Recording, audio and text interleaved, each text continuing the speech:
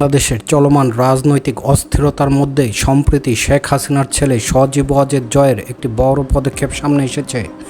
যুক্তরাষ্ট্রে প্রায় 2.5 কোটি টাকার বিনিময়ে একটি লবিস্ট প্রতিষ্ঠান নিয়োগ করেছেন। 5ই আগস্ট শেখ হাসিনা দেশ ছেড়ে ভারতে পালিয়ে যান।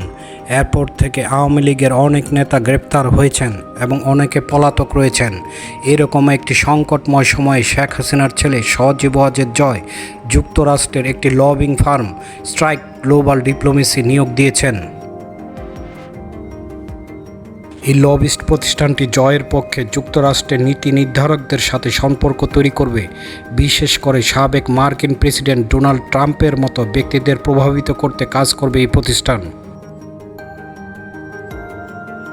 চুক্তির আওতায় সজীব ওয়াজেদ জয় প্রায় $2 লক্ষ অগ্রিম প্রদান করেছেন, যা বাংলাদেশের মুদ্রায় প্রায় 2.5 কোটি টাকা।